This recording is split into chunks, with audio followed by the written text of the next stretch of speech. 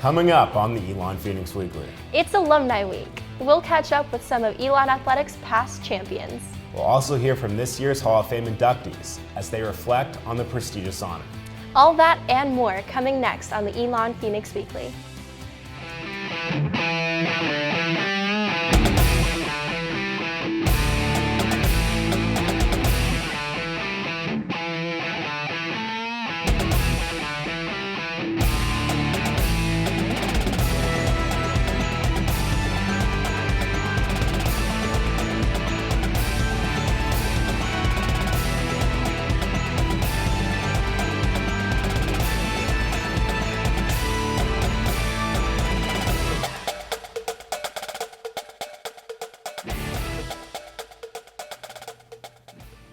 Good morning and welcome to another edition of the Elon Phoenix Weekly. I'm Tori Baptist. And I'm Stephen Normington. Thanks for joining us on your ESPN2 local sports break.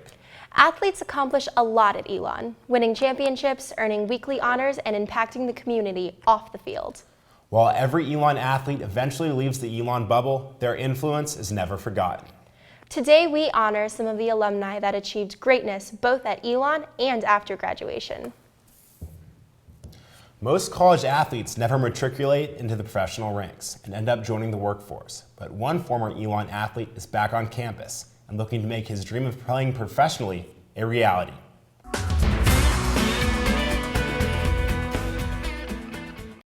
How has it been, coming back to Elon since, you graduated last year and now you're coming around here and you're living around here?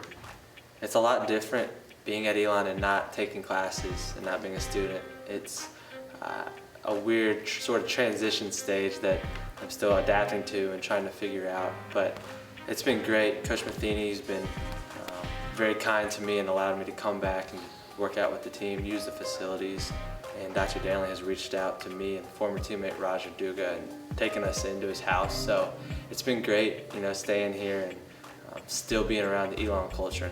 Walk me through like a breakfast conversation with Dr. Danley.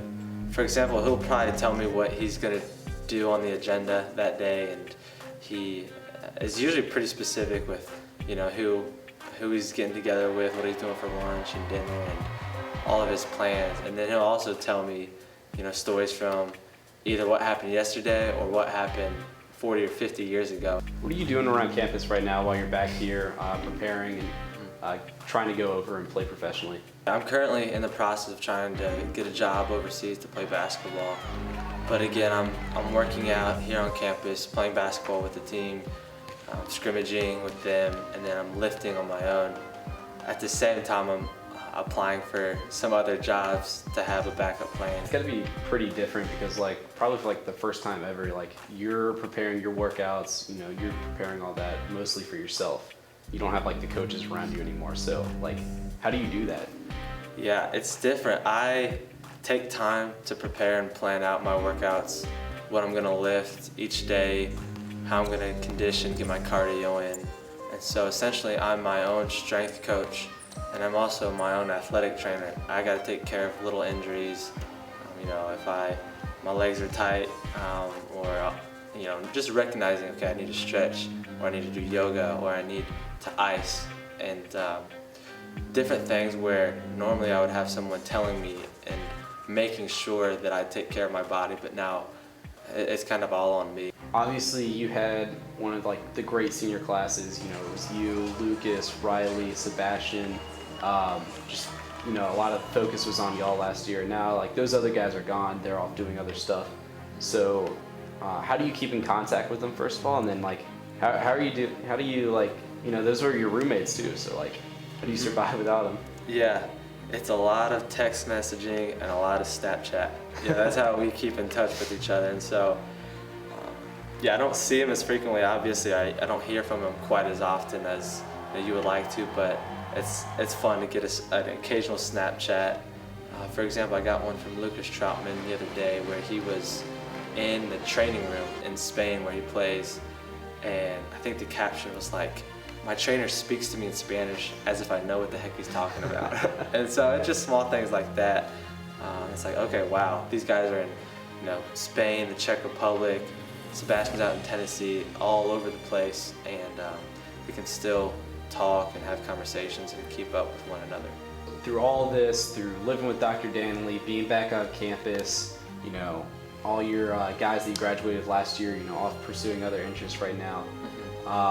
What's all go through your head right now as you just try and prepare to work out and make a career now? I just want to be content where I am and where God has me, because I know I could worry about I don't have a job or I'm not living here or it's getting late in this process, but I just want to be content in where I am. And so I think, you know, no matter where we are career-wise, if we can be content, then all the other things will sort of take care of themselves. And so I am very content in being at Elon right now and knowing that the next chapter of my life is about to begin. Eisenbarger has aspirations to play professionally and is putting in the work to make that a strong possibility. Men's and women's soccer are consistently two of Elon's most successful sports.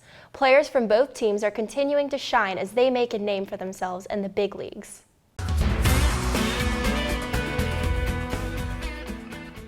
In recent years, Elon's men's and women's soccer teams have had tremendous success, and for some of the players on those teams, the success does not end there. For men's players, Clint Irwin, Stephen Kinney, Gabe Latigue, and Danny Lovitz, and women's players Olivia Mackey and Kimmy Kraus, Elon proved to be the first step into a career as professional soccer players. Firstly, we're very proud of them. You know, it's I think it's taken a tremendous amount of pride in seeing their development and playing a part in that and helping them achieve their goals, and it's fantastic to see them playing at the next level. Professional player, you know, there's a level of maturity and a level of professionalism involved, and it's a new approach, it's a new level. So everything about Elon helps prepare them for that. Gabe Latigue played for Elon between 2009 and 2012 and proved to be a big part of Elon's championship teams in 2010 and 11. In the 2013 MLS supplemental draft, the New England Revolution selected Latigue in the 4th round. Just that desire every day, kind of passion for the game, wanting to get better. So application and training, they shared that common thread, and I think Gabe just continued to grow over his career here at Elon. Olivia Mackey and Kimmy Kraus became star defenders for the Phoenix between 2010 and 2013. Olivia, probably more so than any other player I've ever coached, just loves the game. She eats, sleeps, and breathes soccer, even when she graduated. So she always had a burning desire inside to just be the best player possible, and I really don't think she ever wants to stop playing. So a lot of coaches noticed her in all the games she played, who's number 13, who's number 13, where'd you get her from type of deal. So Olivia just loves the game, and I don't think she ever wants to quit playing. The thing that Kimmy has that makes her special is she just understands tactically to a T how to play the left back position. Kimmy's tactics and Kimmy's shape and her speed were the things that professional coaches started to notice about her. The Seattle Sounders women took notice and signed the dynamic defenders for their 2013 season. In their debut on April 25th, Olivia and Kimmy became the first two Elon women's soccer players to play professionally. Danny Lovitz played on 3 Elon championship teams when he played for the Phoenix between 2010 and 2013, including leading Elon to its first ever NCAA tournament win in 2013 against Clemson. Lovitz became the 3rd Elon player to be invited to the 2014 Adidas Major League Soccer Player Combine. Lovitz was then selected in the 2nd round of the MLS Super Draft by Toronto FC.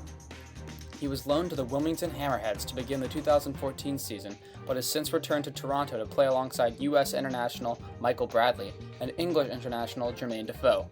Daniel, I think, had the ability to really explode and go at people, 1 versus 1, and go off the dribble, and that kind of separates him from people, and I think is a real asset for him and something that's helping him be successful in MLS. Stephen Kinney opened up his Elon Phoenix campaign starting all 20 matches of his freshman season. After being awarded Newcomer of the Year honors in 2006, there would be proved to be many more NCAA accolades in his Phoenix career. Kinney's long list of accomplishments at Elon earned him an invite to the MLS Player Combine in 2010. Kinney was the first ever Phoenix to be invited to the Combine. He was later drafted with the 45th pick in the MLS Super Draft. As a defender, he maybe only missed 1 match or 2 matches in his career.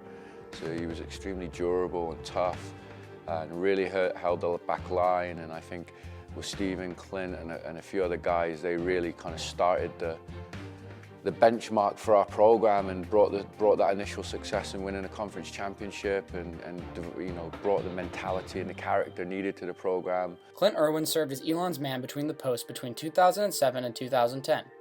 He worked hard as Elon's last line of defense, ending his career at Elon in the top 10 all-time for saves and save percentage all-time. He also tops the list of most shutouts in his Elon career with 22, including 10 in 2009.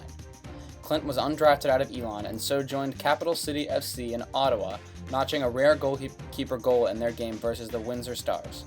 In 2012, Irwin joined the Charlotte Eagles, soon to be the Charlotte Independents, and served as a backup keeper for most of the season.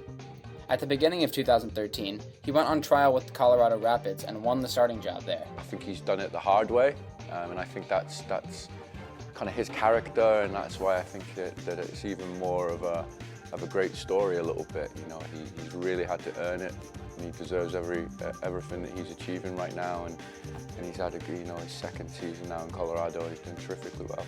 In recent years, Elon University has become a new pathway for high-quality players to join professional soccer.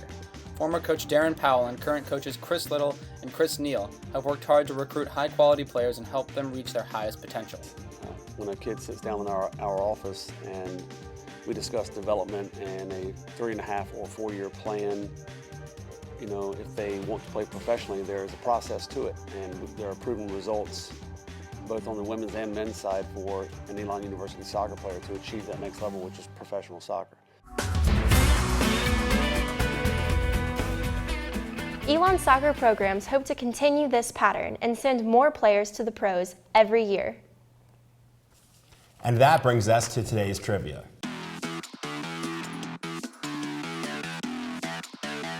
Which sport is Jay Linenberry the only representative for in the Elon Hall of Fame?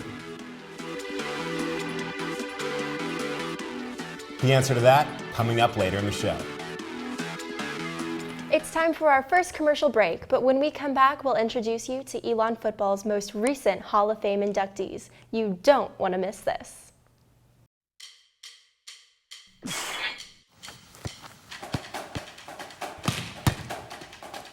There are currently over 350 Elon student athletes competing in 16 NCAA Division I sports.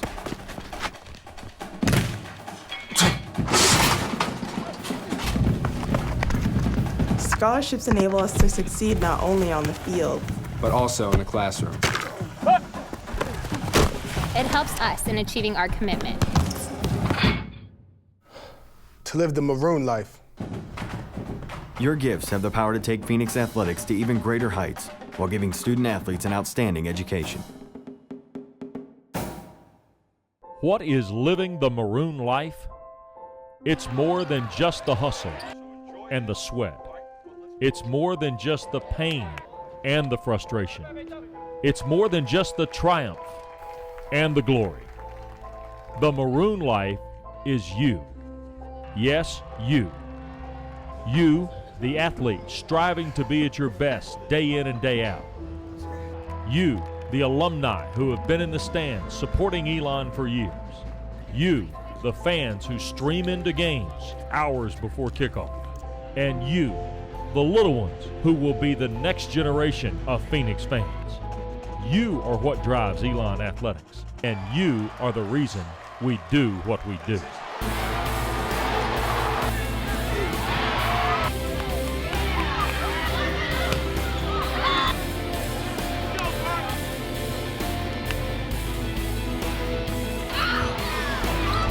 There is so much history and tradition behind our maroon.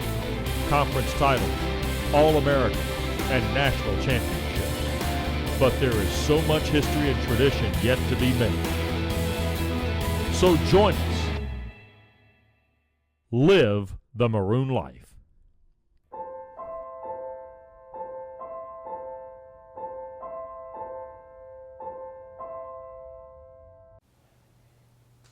Now the answer to today's trivia.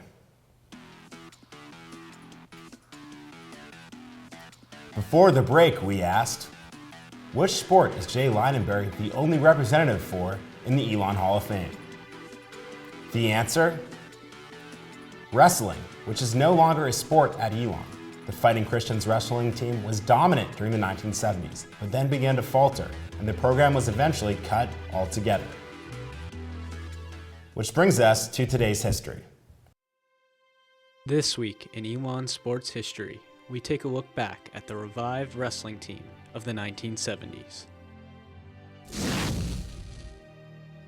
The 1969 season was a wash for Elon, as scheduling difficulties prevented the team from securing a single varsity meet. Coach Mickey Brown promised to revive the wrestling team in the coming decade, and he did, as the Fighting Christians posted a 7-2 record in 1970 and placed second in the district tournament in their return season. A year later, Elon saw 4 wrestlers qualify for the NAIA National Tournament: David Burke, David Toe, Ed Quinlivian, and Ed Kaplan. In 1973, Coach Brown was voted Coach of the Year as Elon won the district tournament and sent 4 more wrestlers to the NAIA National Tournament. The next few years saw Elon wrestling falter, but in 1978, Lonnie Mack took over as head coach, leading Elon to a 2nd and 3rd place finish in the Carolinas Conference in his first 2 years as coach. And that's this week's look to Elon sports history. The 2014 Elon Hall of Fame class has been inducted and recognized. 1986 graduate Chris Dockrell hasn't gone far since graduation, as he is now the coach of the women's golf team.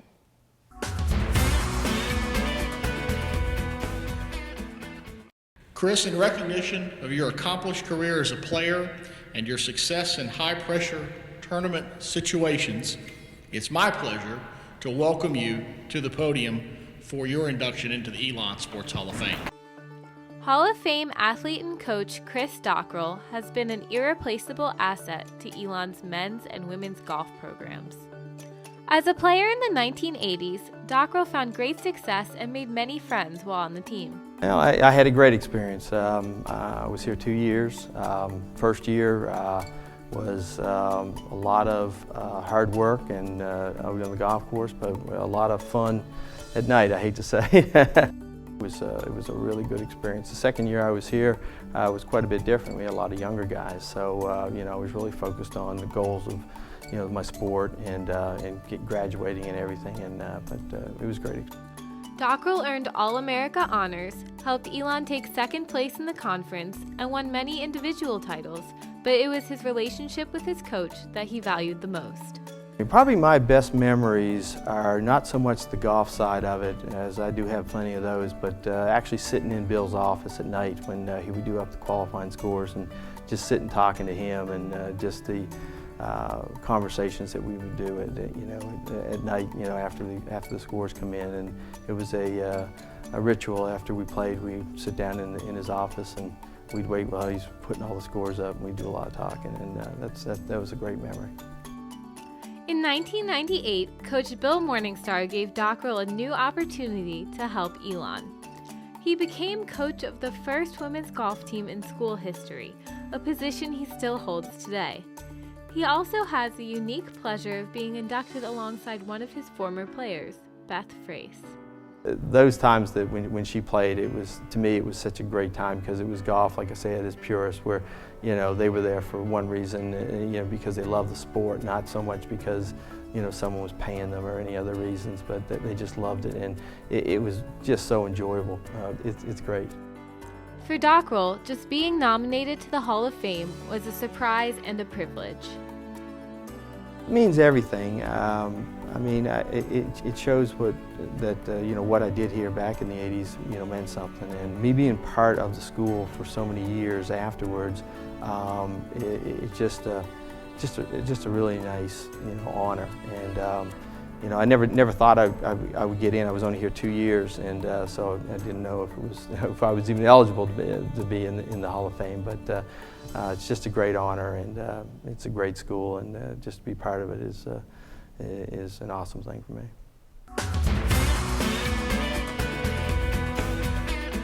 Dockrell has become an integral member of Phoenix athletics, and his contributions to Elon's golf teams are widely acknowledged. As for Dockrell, being inducted alongside former player Beth Frace made the honor all the more special. Frace graduated from Elon in 2001 and was a force to be reckoned with on the links.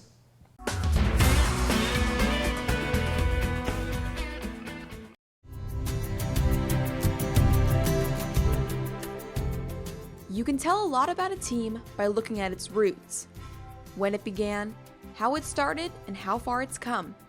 And with the induction of Beth Frase Heinzelman into the Elon Athletics Hall of Fame, there is no doubt that this team has always been destined for greatness. Heinzelman was one of the original members of the Elon women's golf team when it began in 1998. We definitely worked through some wrinkles and things like that, and it was a new program, but it was really fun to be a part of that and a part of watching it and helping it grow. And we just had a lot of fun. I mean, our friendships that developed with my teammates and my coach, and it was just a really fun experience. Heinzelman was 3-year team captain, MVP in both 1999 and 2000, winner of the Coaches Award in 99 and 2001, and the first Elon women's golfer named to an all-conference squad. But Heinzelman was just as much of a star off the course as well, earning Big South All-Academic Team honors all 4 years. She also received All-American Scholar status from the National Golf Coaches Association in 2000 and 2001. Her senior year, she was the recipient of Elon's Brown Memorial Sportsmanship Award. She impacted the program in more ways than one, and her former coach and fellow inductee, Chris Dockrell, agrees. Beth was the type of individual that not only was a great golfer, but was a great athlete, great person, and a great student. And she had the total package. And I don't think she realizes today what an impact she had on our program, because she was the standard. Every time we looked at people, my wife would always tell me, okay, how does she compare to Beth? To Heinzelman, this award means so much, and the timing could not have been more perfect. It came at a great time for me, and it was definitely uplifting, and I feel like I feel amazing that I'm able to sit here today and be in the Hall of Fame. It's a pretty unique experience.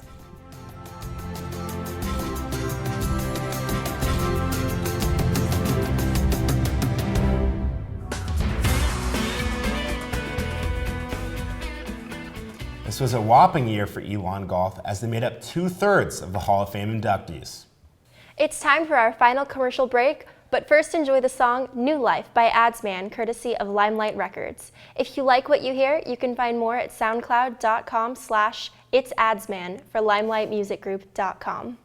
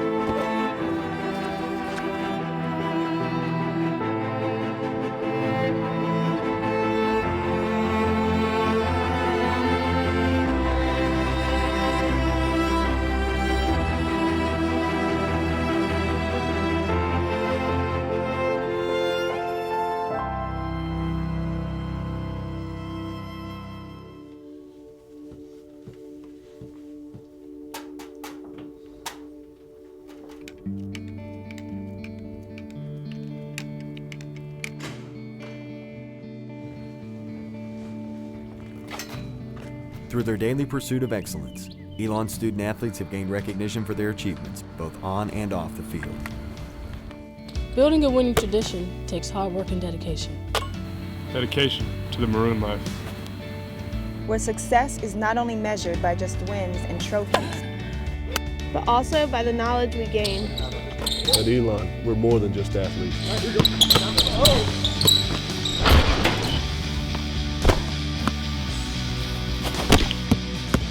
We're student athletes. Providing support enables success, helps sustain the winning tradition of Elon Athletics, while securing the future of our student athletes for years to come. The Elon Phoenix Weekly is made possible by the students of the School of Communications, in association with the dedicated coaches, athletes, and staff of Elon Athletics. And now for our final Hall of Fame inductee, Tony DePietro, a football player from the class of 1989.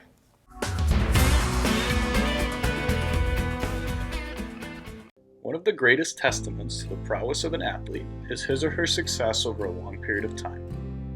On September 13th, Elon inducted an athlete into its Hall of Fame who enjoyed consistent success throughout his career at the university. Tony DePietro played offensive tackle for the then Fighting Christians football team from 1985 until 1988. The offer to play from the school made Elon an easy choice for the lineman. Coming out of high school, I had quite a few offers to walk on at different schools. I wanted to play football somewhere. The big schools said I was too short. They were the first school to offer me a scholarship, and I took it. Over the course of DePietro's time at Elon, the football program recorded 27 victories.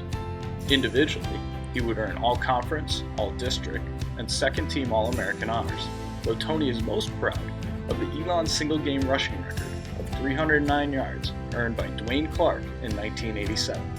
That day, that rushing record, just kind of, you know, as an offensive lineman, that's your high point when somebody that you're blocking for does something that well.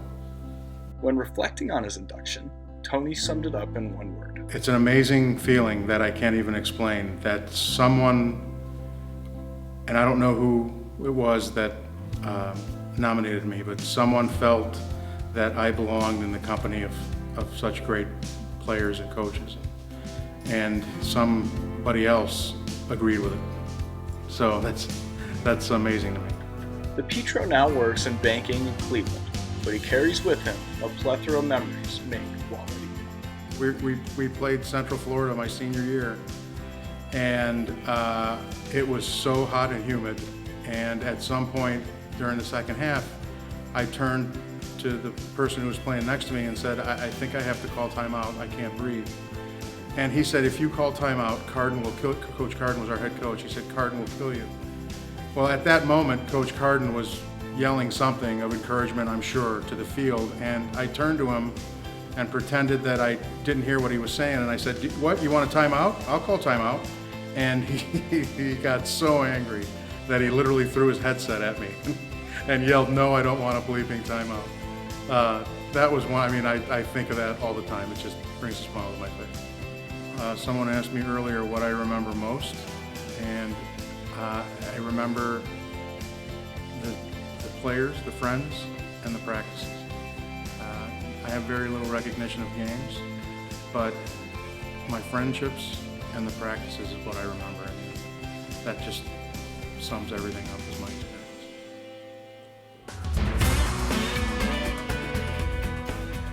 The offensive tackle was one of the most honored football players in Elon history. Well, I can tell you one thing. He was certainly an interesting character to talk to. Oh, absolutely. He was the best. If you've missed anything or want to watch it again, be sure to check us out on our YouTube page at youtube.com/Elon Phoenix Weekly. You can also catch us on Time Warner Cable, channel 1083 to watch us on demand. Also be sure to visit ElonPhoenixWeekly.com. You'll never miss another touchdown, home run, point, or goal. And be sure to turn in next week as we interview the commissioner of the CAA. On behalf of our producers and crew here at the show, we hope you continue to have a spectacular weekend. For the Elon Phoenix Weekly, I'm Stephen Normington. And I'm Tori Baptist. Live the Maroon life.